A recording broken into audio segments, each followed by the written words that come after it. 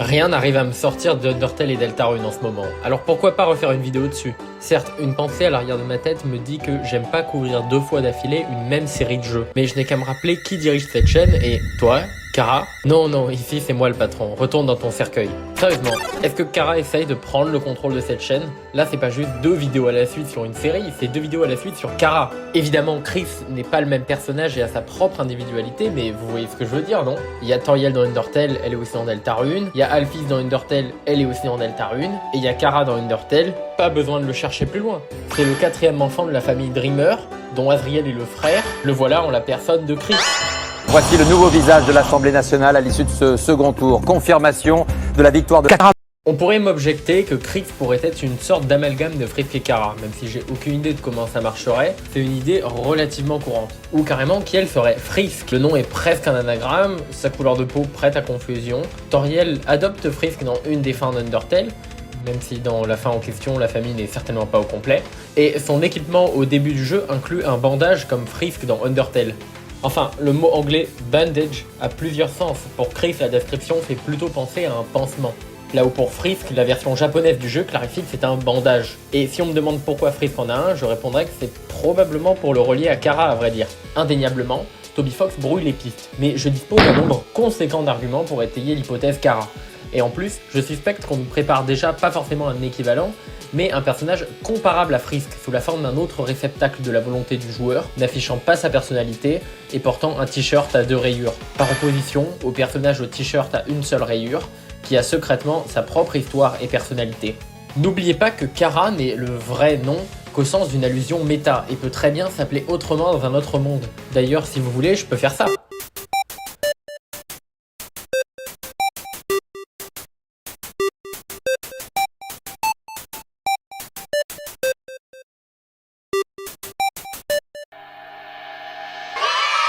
Chris reproduit des poses de Kara dans l'intro d'Undertale, a des cheveux qui cachent ses yeux comme Kara dans l'intro, aime le chocolat, utilise un couteau, la narration du tiroir d'Asriel dans sa chambre évoque la narration de Kara à New Home. La page des Spamton Sweepstakes Chris Dreamer Chris est accessible depuis la page de prix sur un pendentif cœur, ce qui fait référence au pendentif de Kara, mais aussi plus simplement à Spamton qui parle de Chris comme d'un cœur sur une chaîne, une autre référence au pendentif cœur de Kara.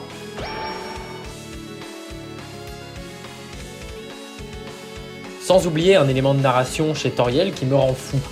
À Home, dans Undertale, le narrateur vous dit ça devant un tiroir. C'est dingue que je me retrouve encore à parler de tiroir. Pardon.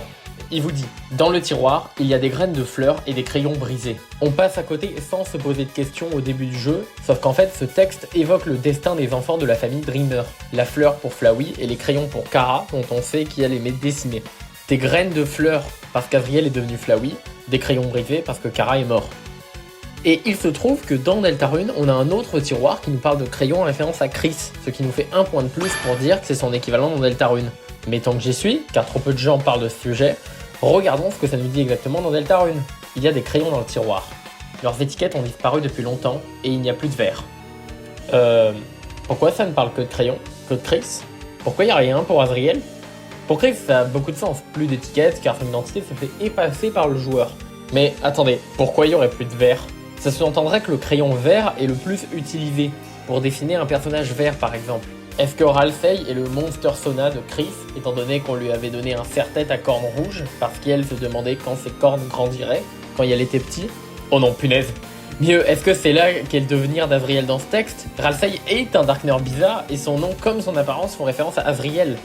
Or, si on suit le schéma établi dans Undertale, vu que le début de la phrase évoque le devenir de Chris, ça ferait sens que le reste évoque le devenir d'Asriel.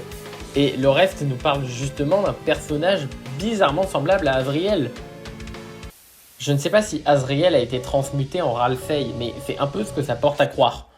Je jure que si quelqu'un se met à me parler de tas de poussière d'Asriel dans les commentaires, je vais appeler la police.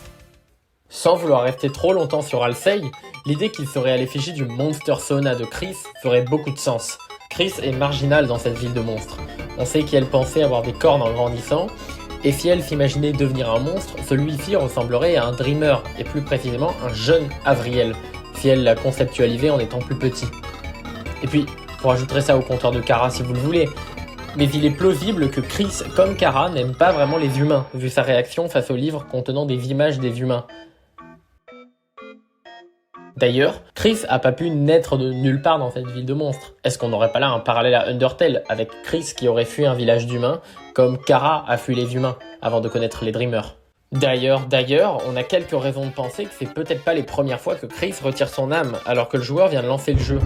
Est-ce que ce serait pas une sorte d'automutilation de la part du gamin qui porte un couteau, un pansement, et le miroir d'une personne qui a grimpé le mont Ebot pour une raison pas si joyeuse?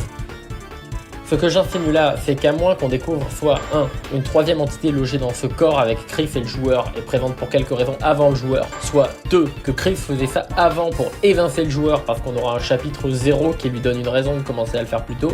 Merci Nalax pour l'idée. Il est plutôt probable que Chris faisait déjà ça pour une raison personnelle qui n'a rien à voir avec des possessions surnaturelles. La première solution est juste stupide pour le moment.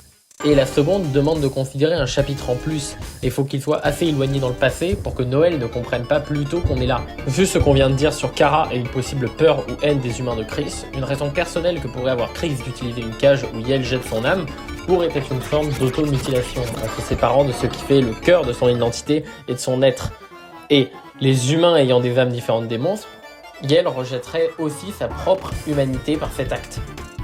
Pour en revenir au thème de la vidéo, j'ai un dernier lien avec Kara pour vous, mais celui-ci va nous entraîner dans un tunnel sans fin sur la religion. Le serre-tête à cornes de Chris dont je vous ai parlé, ce sont des cornes rouges, c'est-à-dire des cornes de diablotin. C'est Kara qui se désigne dans Undertale comme un démon, et on voit apparaître dans Deltarune une dynamique entre les enfants Dreamers. Une association de l'un des deux à l'ange, et de l'autre à un démon. Quelque chose qui était déjà théorisé chez leur controvertie d'Undertale, mais qui est ici mis en évidence. Azriel est très pieux, il faisait partie du cœur de l'église locale, il venait se confesser, et ce n'est pas juste qu'il a la foi en l'ange, figurativement, on dresse aussi un portrait angélique de lui. Tout le monde l'aime, il a des tas de trophées, il est dans la lumière. À côté, Chris, Yel est dans son ombre. Selon Cathy, Yel marche dans les ténèbres. C'est quelqu'un de facétieux, bizarre, qui ne va à l'église que pour en tirer le bénéfice personnel de boire leur jus de fruits.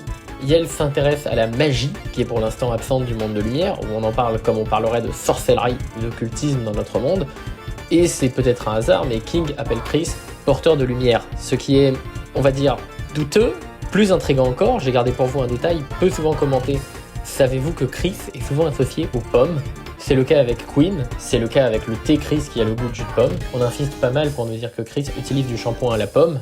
Et l'une des pages du blog de Noël des Phantom Sweepstakes, toutes les pages qui passent leur temps à nous insinuer des trucs sur les personnages, nous racontent une anecdote sur cette fois où une pomme qu'Alphys avait mais ne mangeait pas a été balancée dans la classe pour au final que Chris non seulement l'attrape par surprise mais morde dedans. S'il n'y avait pas déjà de l'imagerie démoniaque autour de Chris et si on n'insistait pas autant autour de la pomme, je ne m'en soucierais pas. Mais là, je ne peux pas ignorer le symbolisme de mordre dans une pomme, commettre un acte de péché, entrer en tentation et gagner un savoir interdit. Ce sont des pistes sur lesquelles nous reviendrons.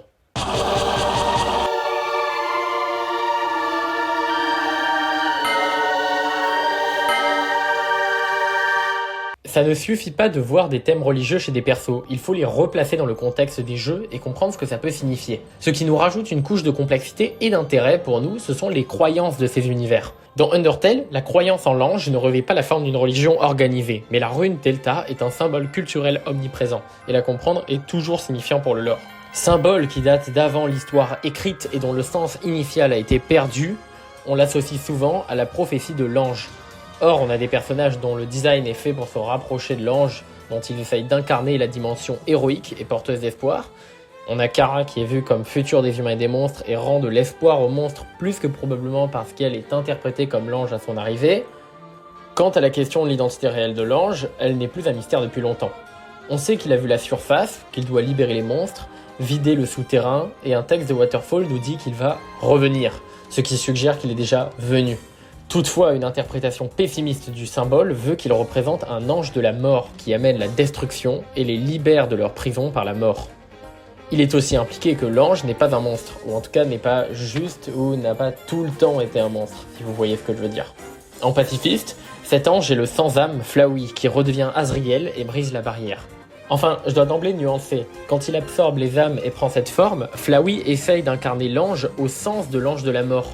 On sait qu'il est familier avec l'autre sens de libérer les monstres, vu l'usage qu'il fait du terme en génocide. Il absorbe tous les habitants de l'Underground et purge le monde. Sa forme est désignée comme le dieu absolu de l'hypermort. Il a des cornes imposantes, Et je ne tairai pas le fait qu'Azriel est un nom ressemblant à Azrael, l'ange de la mort.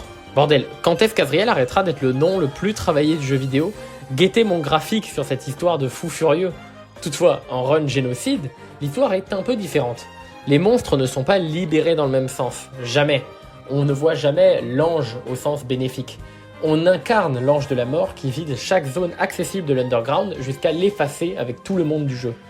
L'ange est finalement réalisé en la personne de Kara, un autre être sans âme réincarné à travers Frisk, qui déclare être un démon pour nous signifier que cet ange-là n'est pas votre ange classique bienfaiteur, il est mortifère. Cette possibilité est déjà suggérée dans l'une des runs neutres par Asgore, qui reconnaît Frisk comme l'ange, et ce parce qu'il entrevoit les yeux de Kara dans les siens. La double lecture de l'ange et sa double identité sont rendues possibles par le fait que la fusion de Kara et d'Azriel a vu la surface et que les deux reviennent après la mort. Eux qui ont tous les deux participé jadis à un plan pour les libérer, ont chacun leur opportunité d'amener cette libération en un sens différent dans les routes non neutres. Je me permets cependant de suggérer une troisième interprétation, moins consensuelle que les deux autres, et à raison. Frisk. Yel vient d'en haut, c'est grâce à Frisk si Azriel libère finalement les monstres, c'est aussi à cause et au travers de Frisk que Kara les libère. Asgore le voit comme l'ange dans la fin neutre dont je vous parlais, c'est l'âme sur laquelle repose le destin du monde, c'est bien que la première fois que vous entendez parler de la prophétie, votre réflexe sera probablement de vous dire qu'elle désigne Frisk. C'est vous qui pouvez décider d'épargner ou tuer, d'être un ange ou un ange de la mort. Et Frisk est le seul humain que vous connaissez à ce stade du jeu. Mais, petit défaut, Yel ne revient pas. À moins de partir dans des théories sur Kara égale Frisk. Reste donc à comprendre ce que ça veut dire dans Deltarune. C'est cependant plus dur quand on ne sait quasiment rien de la religion bâtie autour de l'ange. On n'a pas grand chose, à peine une brève formule où Elvin souhaite que le pouvoir de l'ange illumine la voie de Chris. Dans le monde des ténèbres, l'ange est aussi connu et son symbole apparaît. Il arrive encore à faire le jeu d'une prophétie, puisque dans la légende que nous raconte Alcei, les héros doivent bannir le paradis de l'ange. Mais je pense qu'en s'appuyant aussi sur les usages du mot paradis et sur des éléments environnementaux du monde des ténèbres, on peut d'ores et déjà lever le voile sur l'identité de l'ange de Deltarune. Dans la légende, la lumière y est envahie par l'ombre et les mondes de lumière et de ténèbres s'y confondent. Le texte dit d'ailleurs « le bout des mondes » au lieu du bout du monde. Si ça nous importe, c'est parce que dans ce contexte, le paradis de l'ange dont on nous parle ne peut désigner que deux choses. Soit l'état de ces mondes entremêlés, et à ce moment-là, bannir le paradis de l'ange serait un moyen poétique de dire rompre cette fusion des mondes qui serait indésirable pour tous, mais un paradis aux yeux de l'ange, soit un monde tierce ou une autre réalité distincte des deux mondes connus, où résiderait l'ange. Spamton nous permet de trancher pour la seconde option et de comprendre quelle est cette réalité distincte, car il désire s'accaparer l'âme de Chris dans un espoir d'atteindre le paradis. Et ça semble être précisément l'âme de Chris dotée d'une lumière exceptionnelle qui l'intéresse. Et qu'est-ce qu'a l'âme de Chris d'exceptionnel? Peut-être passer une âme humaine? Non, ce qu'elle a d'exceptionnel, c'est nous. Et Chris, le seul qui peut fermer les fontaines des ténèbres avec sa lumière intense, a tant de lumière parce que nous sommes l'être le plus réel qui soit. La lumière et les ténèbres sont sur un spectre de réalité, où l'obscurité est la fiction. Et la lumière, c'est le réel, la vie de tous les jours, la vraie vie, tu connais. Mais ce monde de lumière, c'est encore de la fiction par rapport à nous. Et donc nous sommes encore plus lumineux. Et vivons dans un endroit sans doute assez radieux, assez réel pour mériter le nom de paradis. Cette tierce réalité qu'il s'agit de bannir, c'est LA réalité, la nôtre. Et le mot bannir sous-entend que c'est quelque chose qui fait introduit, immiscé, mais qui n'est pas censé être là. Et c'est vrai, Gaster nous y a connecté au début du jeu, mais nous n'appartenons pas à ce monde. Au fait, c'est avec l'apparition l'âme que Gaster reconnaît que nous sommes là. Mettons de côté le fait que cette âme est d'ailleurs probablement toujours celle de Frisk, établie par Kara comme étant la nôtre. Pourquoi c'est pertinent en parlant du joueur et de son âme comme ange? Parce qu'Alvin souhaite que le pouvoir de l'ange illumine la voie de Chris, et pour certaines attaques, notre âme fait briller son pouvoir sur les personnages. Et ce n'est pas tout. L'une des choses les plus répétées sur l'ange est qu'il regarde. Et c'est vrai, on les regarde, en vue de dessus, comme depuis un paradis. Quand on combat Spamton, il s'attend à ce que le paradis regarde. La narration dit aussi parfois qu'il regarde les cieux. Et dans son animation, sa tête se tourne dans plein d'angles, vers le haut, mais aussi vers l'écran.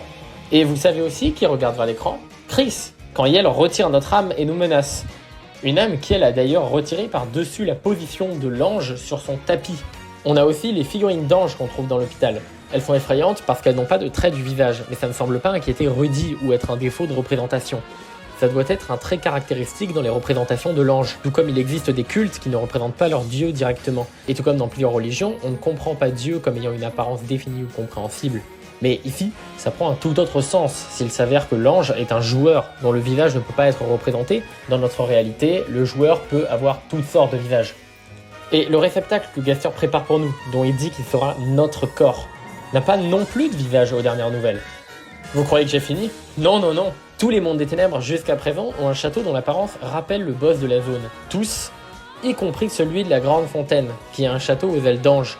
Là où des Darkners nous appellent Boss, où il y a une porte louche avec un signe d'âme et des ailes d'ange. Un château qui se situe dans la ville de... quel est le nom de la ville déjà ? Joueurville ? C'est bon, j'ai fini de vous assommer avec mes arguments pour l'ange joueur. Ça veut pas dire que c'est la seule interprétation possible. D'autres auront toujours la difficulté qu'elles n'ont pas forcément un ange qui regarde tout le temps. Mais il se peut que comme dans Undertale, on finisse par avoir plusieurs anges simultanément valables, ou un personnage qui devient ou se réalise en tant qu'ange. Il y a par exemple beaucoup d'arguments pour dire que Noël est l'ange. Elle a un costume d'ange de la nativité dans le monde des ténèbres. Elle aimerait voler avec de grandes ailes sous un ciel clignotant, ce qui n'est pas juste une référence à l'ange, mais carrément à Azriel, l'ange dans Undertale. Ses grandes ailes, son background de ville illuminée. Elle utilise de l'imagerie christique et angélique, même son nom fait référence à la naissance de Jésus. Mais on n'a pas à chercher plus loin que Spamton qui l'appelle ange, ou carrément l'ange avec des ailes en lambeaux. J'en reparlerai, mais restons concentrés sur le joueur ange pour l'instant, qui permet plus facilement d'élaborer sur les thèmes religieux dans Deltarune. Car une fois qu'on a établi que le joueur est l'ange, c'est lourd de conséquences. Ça implique par exemple qu'à la fin du jeu, nos héros auront la lourde tâche de défaire l'ennemi final de tout bon JRPG, Dieu, en l'occurrence nous, et de révoquer notre présence je ne sais comment. Quel beau casting d'hérétique cela. Suzy, c'est pas étonnant, elle n'écoute déjà pas nos choix. Ralsei, j'en sais rien, mais il complote avec Chris en détournant sciemment l'attention du joueur. Et Chris, oh toi Chris, ça m'étonne pas, tu es celui qui souffre le plus de notre présence, puisqu'on t'utilise comme avatar et marionnette. En fait, on comprend mieux pourquoi Chris serait une figure démoniaque une fois qu'on a compris qui était l'ange. Chris est celui qui refuse l'autorité de son dieu, notre autorité, et qui nous regarde avec défiance dès le chapitre 1.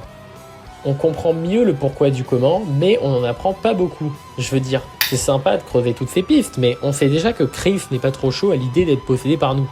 Là où ça se complique, c'est que vous avez vu le titre. Il y a un personnage dont on n'a pas encore parlé et qui est concerné par les connexions religieuses. Et pour y arriver, parlons un instant de Pop-Up. Non, pas ce genre de Pop-Up. Celui-là, l'ennemi qui s'appelle Pop-Up. Pourquoi un ennemi random vous intéresserait ? Vous seriez surpris de ce que la narration d'ennemis random peut vous apprendre. C'était déjà un moyen de foreshadowing négligé dans Undertale. Pop-Up est une mine d'or pour comprendre nos persos. Regardez, dans son combat, Noël peut inconsciemment cliquer sur des compilations de glitches effrayants, ce qui est un pan de son personnage qui intéresse tout le monde depuis les Spamton Sweepstakes. Elle peut aussi cliquer sur un lien pour un livre qui m'entraînerait hors du sujet de cette vidéo, mais qui est consensuellement admis comme lié à l'intrigue de Death, sa sœur perdue. Donc derrière ces choses-là, on peut lorgner les intérêts de nos persos, et il peut y avoir des trucs très sérieux. Tenez, on revoit que Chris adore les couteaux, mais on voit aussi qu'elle clique sur des leçons pour invoquer des démons. Ah ! Oh non. Oh non, non.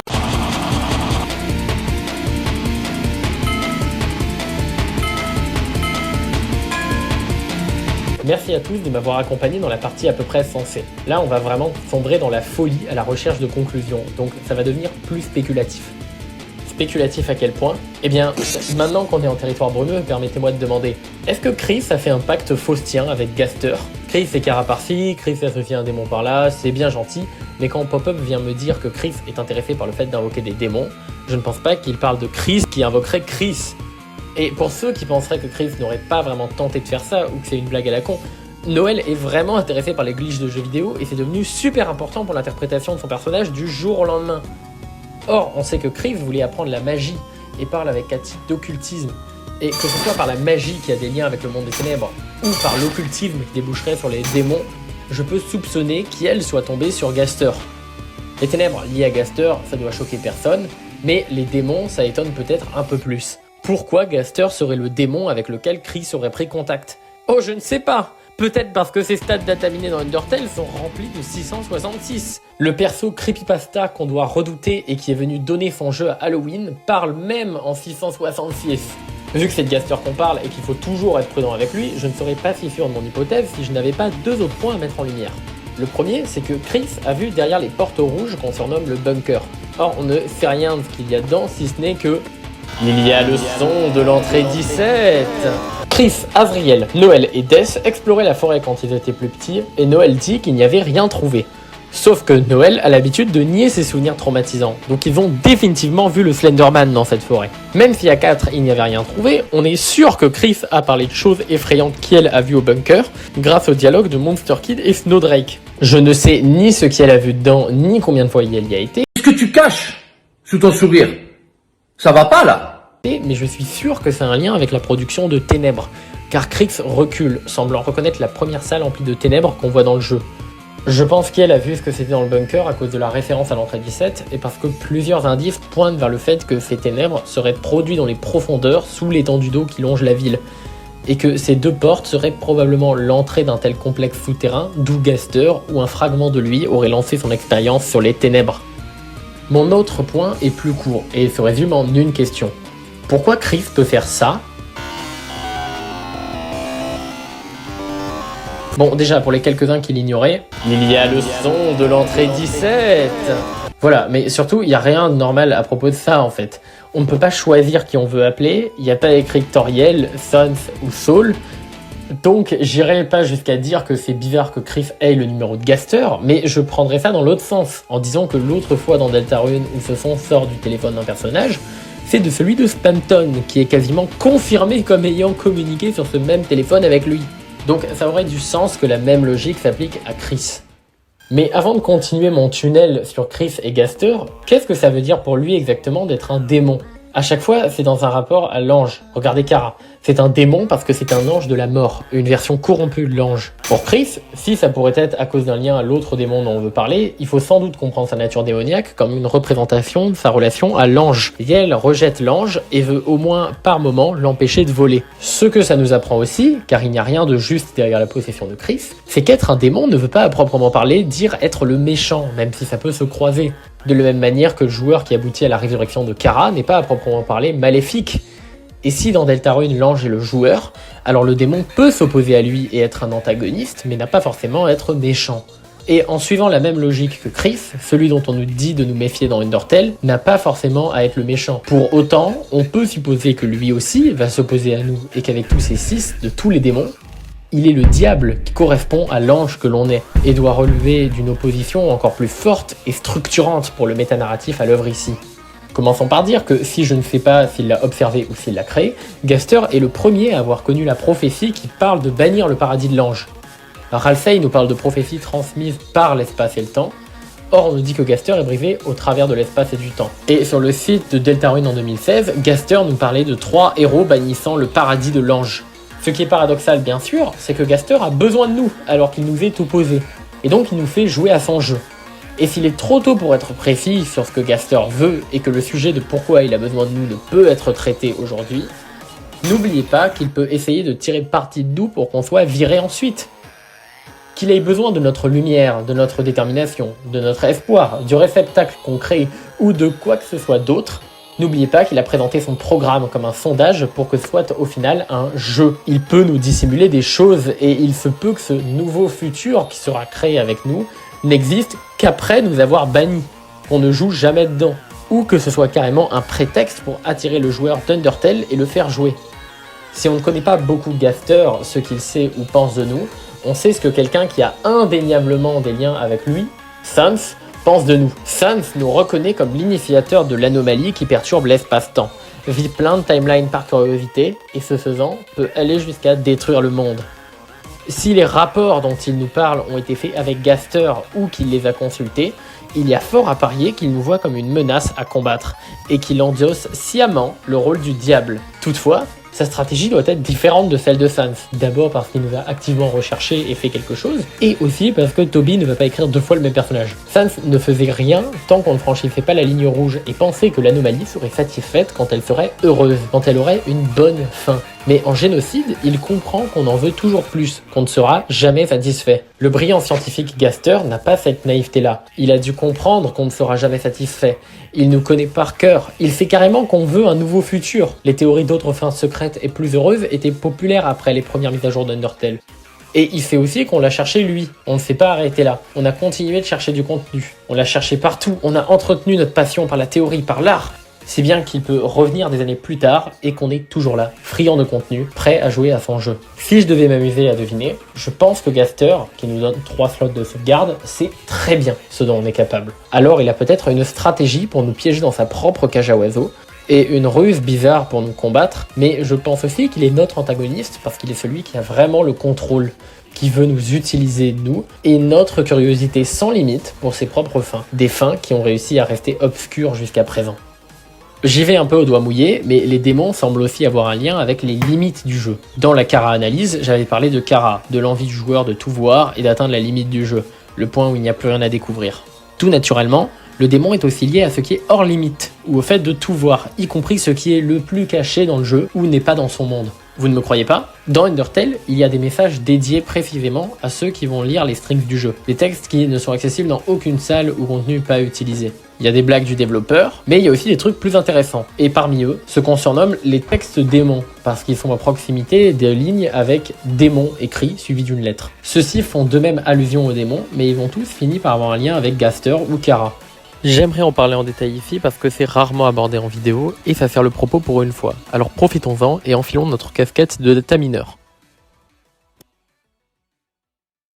En 1.0, on a un message similaire à l'image qu'on retrouvait dans les sprites ou aux fichiers audio ABC 123, qui étaient tous des moyens pour Toby Fox de supplier pour qu'on ne spoile pas les gens avec le contenu secret du jeu en le dataminant. Si vous le saviez pas d'ailleurs, le son de la parole de Gaster est fait d'extraits de ce fichier audio. Le message écrit dans les strings dit quant à lui « Une partie du charme de ce jeu est le mystère de combien d'options ou de secrets il y a. Si vous lisez ceci, s'il vous plaît ne postez ce message ou cette information nulle part, ou faire des secrets deviendra inutile. Par ailleurs, la plupart des textes ou fichiers qui ne semblent pas utilisés sont utilisés. Si vous pouvez trouver le contexte dans le jeu d'un élément, vous pouvez le montrer. Mais si vous ne pouvez pas, ça veut probablement dire que vous n'avez pas assez regardé. Quoi que ce soit de vraiment pas utilisé sera probablement posté par moi-même, plus tard.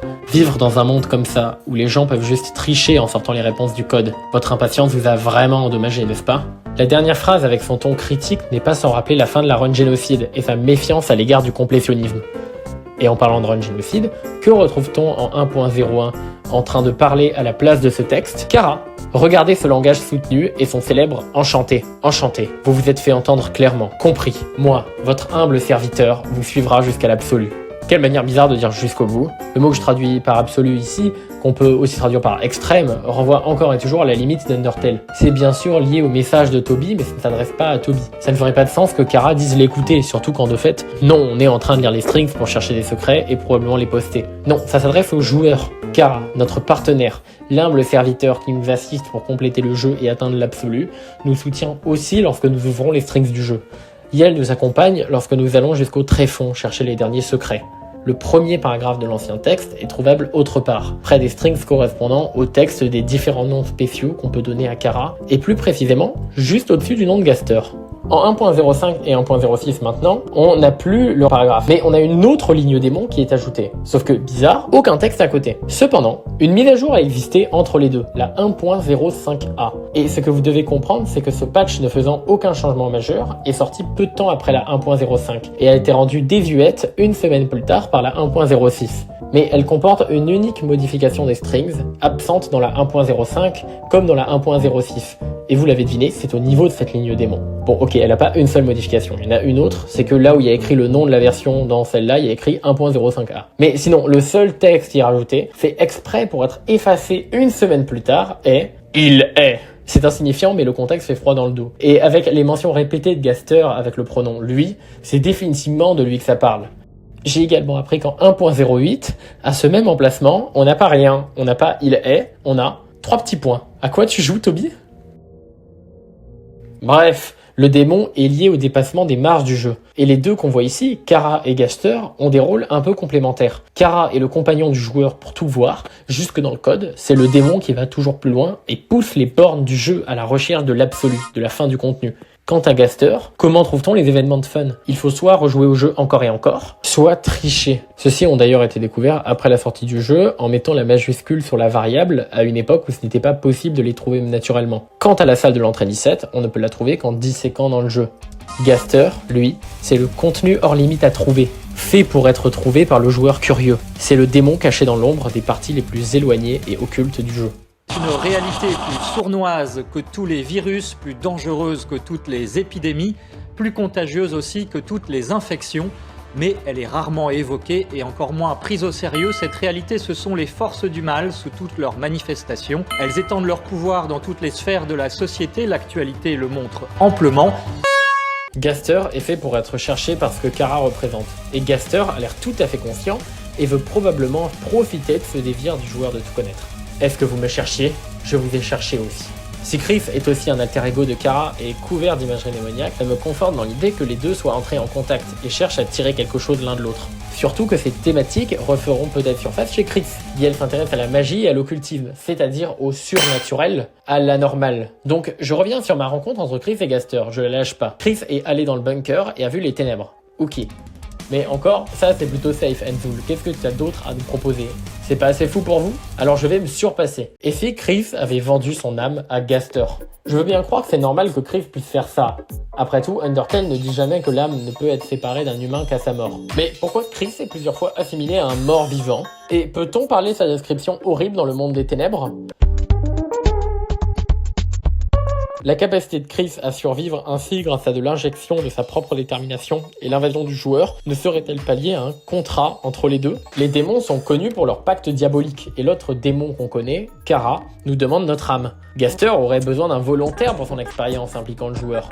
Et peut-être que, comme nous, lorsqu'on a lancé le programme de sondage, Chris ne fait que subir les conséquences de l'avertissement.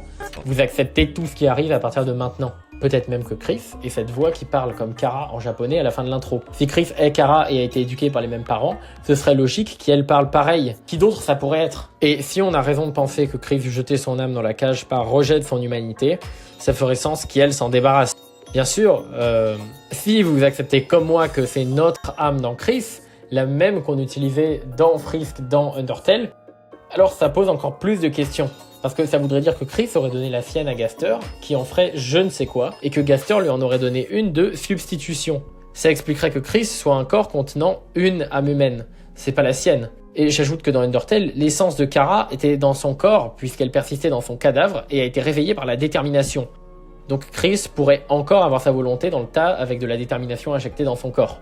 Si Chris et Gaster se sont rencontrés et ont passé un accord, ça aurait pu être sur n'importe quoi en vrai.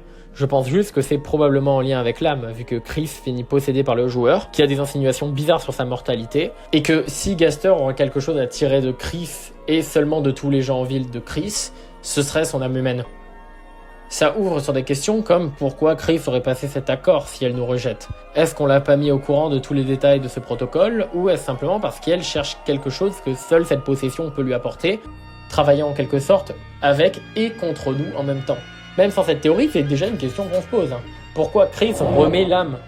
Est-ce parce qu'elle ne peut pas jouer au cadavre ambulant éternellement? Ou est-ce plus profond que ça quand on sait qu'elle nous laisse faire globalement ce qu'on veut dans la journée, y compris tuer Birdly si on le souhaite, pour ne retirer le contrôle que dans le cadre d'actions précises et planifiées? Ça nous renvoie à l'interrogation sur les motivations de Chris. Des motivations qui ne sont pas altérées, quelle que soit la route du joueur, et qui nécessitent peut-être la coopération forcée d'un joueur qui a envie de continuer l'histoire. Chris se rebelle contre nous, comme j'espère que vous le feriez si vous étiez possédé par un ange extra-dimensionnel.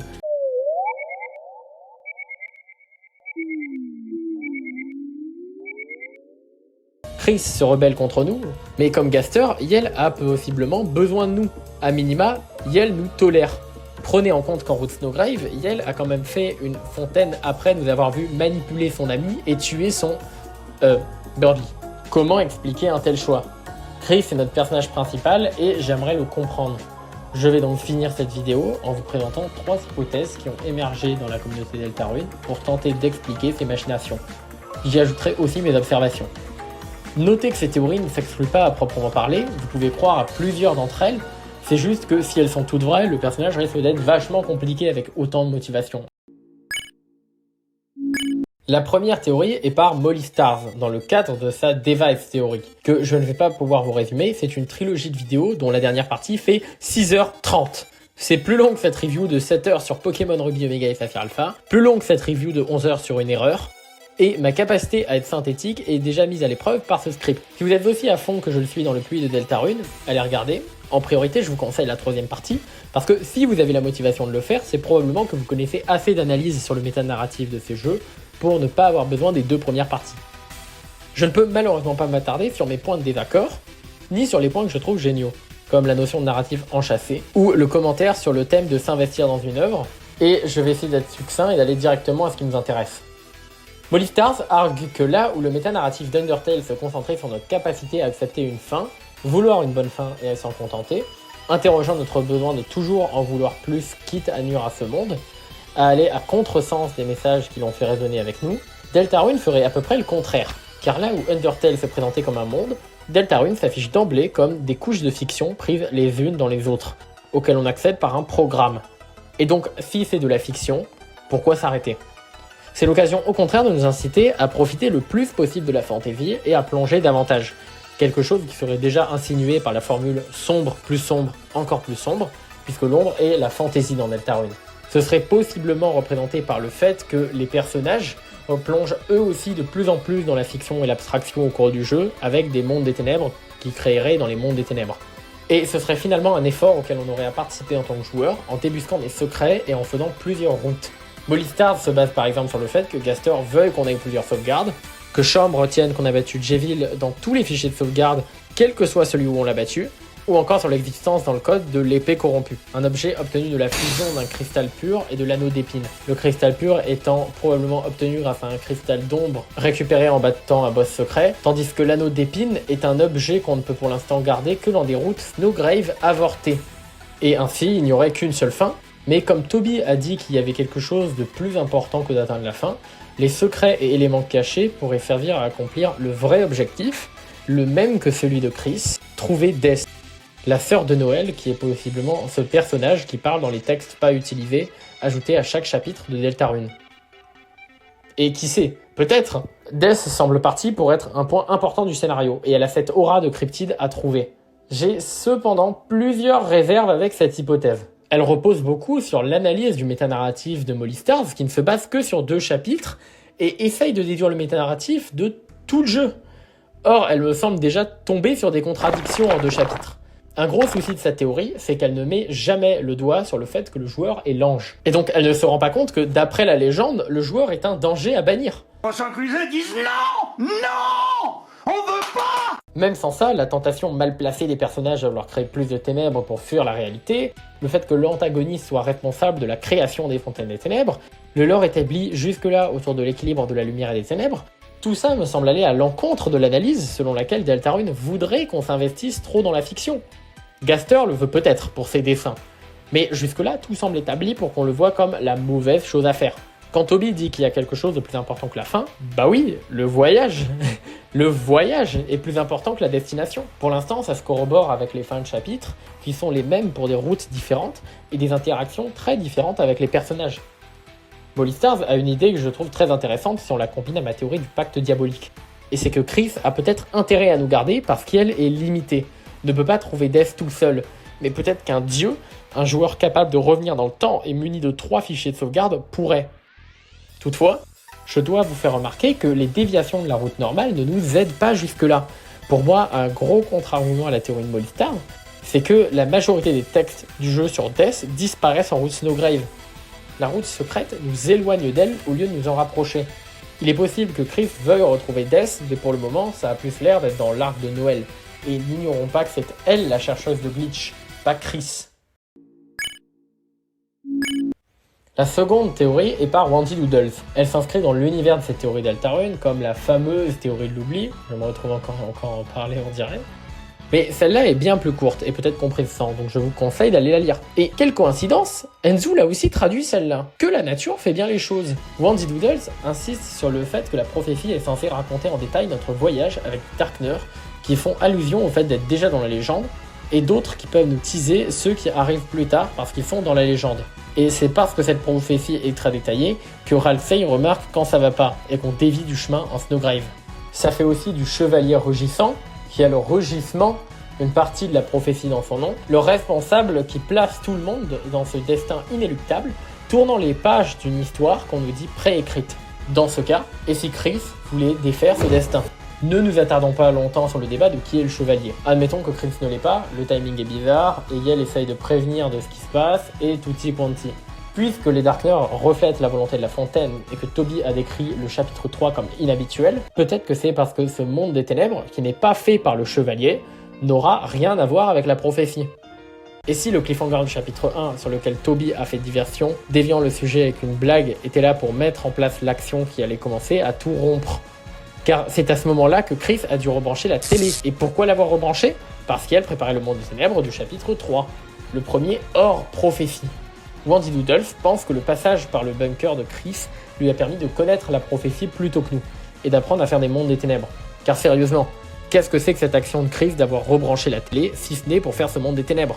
Or, Yale l'a rebranché avant que Quinn explique comment on fait des fontaines des ténèbres. Yale savait donc déjà comment faire. Yale avait déjà prévu la fin de la journée dès le matin. Et pourquoi faire? Pour ébranler le cours normal des événements, un destin annoncé comme mauvais. Plusieurs teasers du chapitre 3 dans les Spamton Sweepstakes et Spamton Love Network reprennent le thème de l'imprévu, l'inhabituel, de quelque chose en train de se rompre. Chris puise dans sa détermination pour faire sa propre fontaine. Et comment la détermination est-elle désignée dans Undertale? La résolution de changer le destin. C'est bien argumenté tout ça, mais là encore, j'ai des réserves. Wendy Doodles aime bien cette dualité entre le chevalier et Chris, celui qui est en contrôle et force tout le monde à vivre leur destin, contre celui qui est aliéné et va devoir se libérer de ce destin.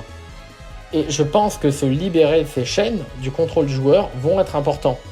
Le problème, c'est que c'est pas hors de la prophétie, c'est dans la prophétie. Si la prophétie se termine par le bannissement de l'ange, alors il faut suivre la prophétie, à moins que Chris cherche à se libérer du destin, parce que quelque chose de plus grave va être perdu entre-temps. Mais pour l'instant, on a plus de raisons de penser qu'elle veut se libérer de nous que du destin. Que les chaînes dont Spamton parle, c'est notre influence. Et bien que ça pourrait justifier pourquoi Chris fait aussi une fontaine en route Snowgrave, car l'objectif est toujours de rompre le destin, si elle fait la même chose qu'en route normale, c'est que le destin a l'air de plutôt bien se porter. Pause. Pendant que je montais cette vidéo, on a discuté avec Captain Hype et on s'est rendu compte que c'était peut-être même l'inverse. Pourquoi Chris ferait des choses aussi spécifiques qu'allumer la télé ou ouvrir la porte? Est-ce que ce serait pas parce que Chris a été renseigné par le bunker ou par Halsey à propos de la prophétie et veut justement faire un monde des ténèbres qui corresponde trait pour trait à celui qui advient ensuite dans la prophétie? Ça donnerait une raison à pourquoi Yale agit comme ça, au-delà de on allume la télé parce que ce serait marrant d'avoir des chaînes de télé. Et dans la mesure où Chris a intérêt à bannir l'ange, si elle a compris que l'ange qu'il faut bannir à la fin de la prophétie est le joueur, Chris a toutes les raisons de vouloir enforcer ce destin en premier lieu, pour être libre, non pas libre d'une destinée, mais libre de nous. Et que ce soit vraiment le but de Chris ou non, je me permets de vous dire que ce destin est bien parti pour être inaltérable. Le jeu de billes dans l'hôpital, avec ces billes qui avancent sur leur chemin préétabli, est parfois utilisé pour dire qu'en route Snowgrave, le destin est changé, car la narration change. Mais merci à Nalax et Captain Hype pour avoir corrigé sur ça. Ce qui se passe en route Snowgrave, ce n'est pas qu'elles arrêtent d'avancer sur leur chemin préétabli, c'est qu'une bille bleue est cassée, ce qui représente comment Birdly est brisé et hors du jeu.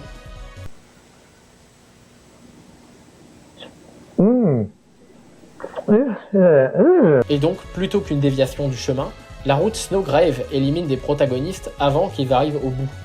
La route Snowgrave étant une énorme déviation creepypasta-esque du jeu où un autre personnage se fait confondre avec l'ange qui doit être banni dans la prophétie, je pense que ces dialogues sont là pour nous faire mûrir sur cette notion de prophétie vouée à arriver et de fin unique au jeu.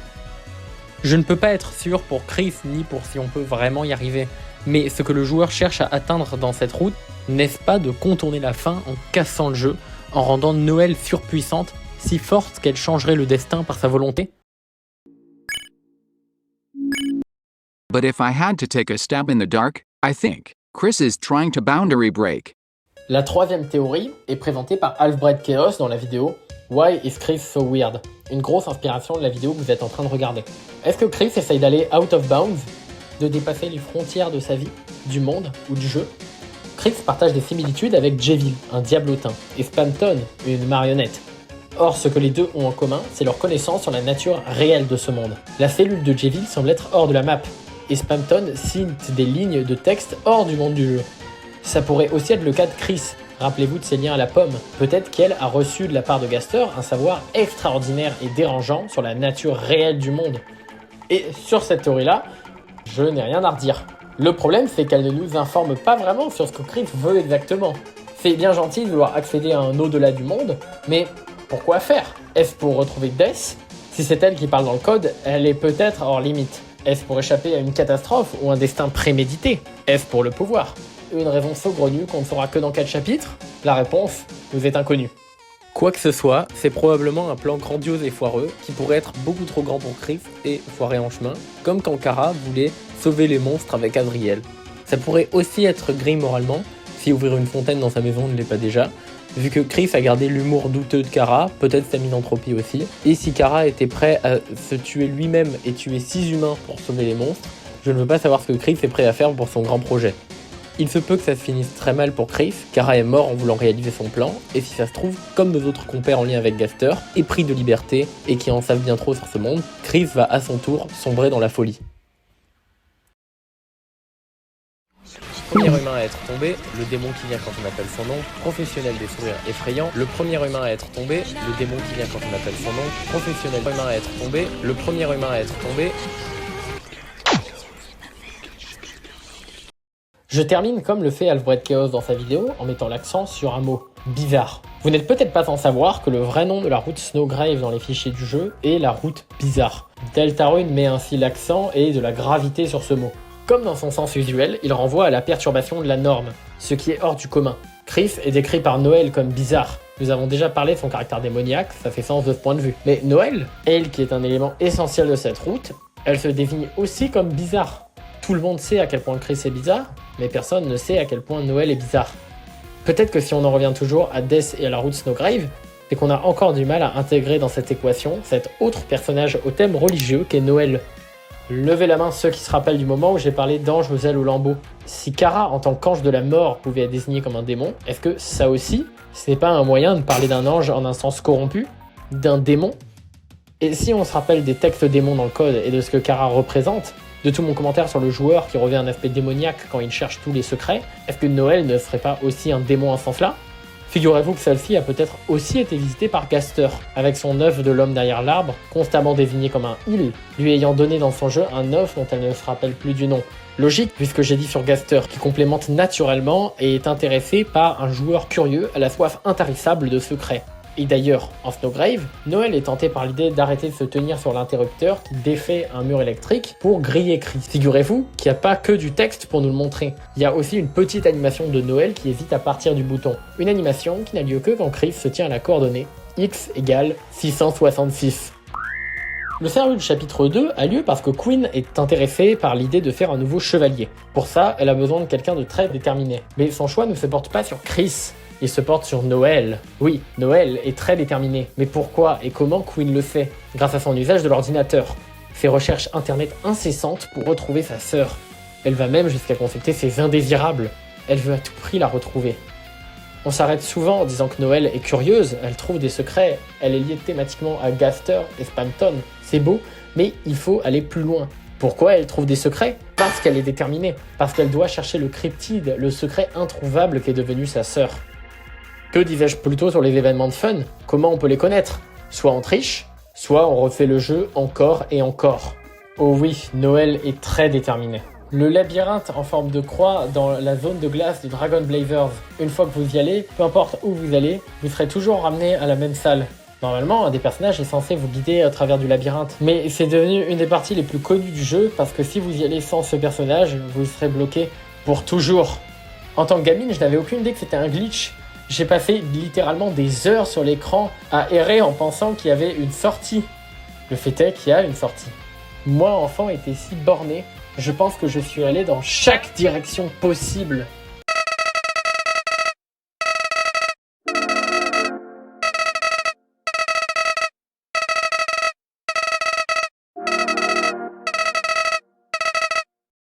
Noël tombe sur des bizarreries parce que comme un joueur qui tombe sur la route bizarre, elle fait tout et n'importe quoi.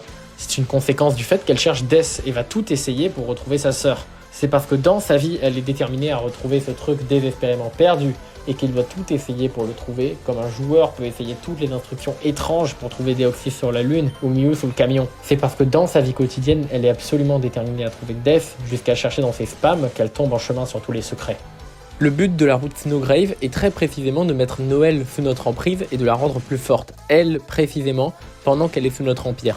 À force de devenir de plus en plus forte, Noël, qui ouvre une nouvelle voie, pourra peut-être se libérer. Et puisqu'elle dit à Suzy en route normale que si elle devait faire quelque chose de complètement fou et hors norme, elle volerait dans les cieux, peut-être qu'en route Snowgrave, elle se munira d'ailes d'ange et deviendra si forte qu'elle sera comparable à un dieu, échappant à notre contrôle comme Kara arrive à le faire après le niveau 20. Mais ça ne l'empêchera pas d'avoir l'allure d'un démon. Et qu'adviendra-t-il de nous? Est-ce que ça suffira à changer le destin, en changeant l'identité de l'ange et de son paradis?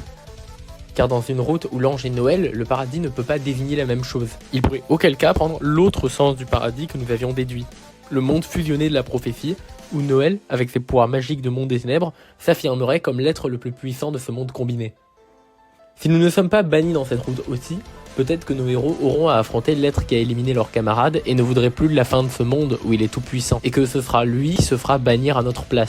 A minima, si ce n'est pas ce qui se passe, il me semble que ce sera un but du joueur qui fait la route Snowgrave. Puisque la prophétie est vouée à arriver, si l'on veut une autre fin, ne faudrait-il pas changer l'identité de l'ange qui est banni? Autre analyse possible, j'ai parlé de l'épée corrompue qui ne peut être obtenue qu'à partir de l'anneau d'épine et a pour effet de réduire la transe, là où l'anneau d'épine l'augmente. On ne sait pas ce que c'est, mais si elle est pour Chris et que l'anneau renforce la transe de Noël, est-ce que ce n'est pas un objet qui leur rend du contrôle, là où l'anneau en fait perdre?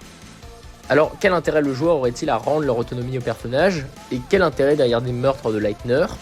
Ce n'est qu'une hypothèse, mais il se peut que ce soit parce que nous ne sommes pas le seul à vouloir abuser d'eux. Nous, en tant que joueurs, et Gaster en tant que développeur, nous sommes deux à ruiner ce monde pour le divertissement. Peut-être que ce qu'on fait là, c'est aussi retirer des acteurs de la pièce et rendre les personnages restants maîtres de leur destin, autant vis-à-vis de notre contrôle que du sien. Il semblerait logique que la run Creepypasta débouche sur la Creepypasta Undertale. Dès lors, il me semble assez inévitable que dans cette route, qu'elle soit de notre côté ou non, la chasseuse de glitch fasse sortir de derrière le rideau le secret originel, Gaster, l'autre marionnettiste qui porte le monde entre ses mains. Ne faudra-t-il pas adresser à un moment le fait que nos héros sont autant victimes du joug de l'ange que du jeu du diable? Tout ce que j'ai pu faire ici, ce sont des propositions, et il reste tant de questions. Est-ce que ça marchera? Est-ce que nous arriverons à nous défaire de l'inéluctable? Chris, quelle menace représentera-t-il avec ses projets étranges? Gaster réussira-t-il à nous garder sous son contrôle et le narratif du jeu avec? Nous qui ne comprenons ni Chris, ni le lien exact entre Chris, Noël et Gaster, nous ne sommes pas au bout de nos surprises.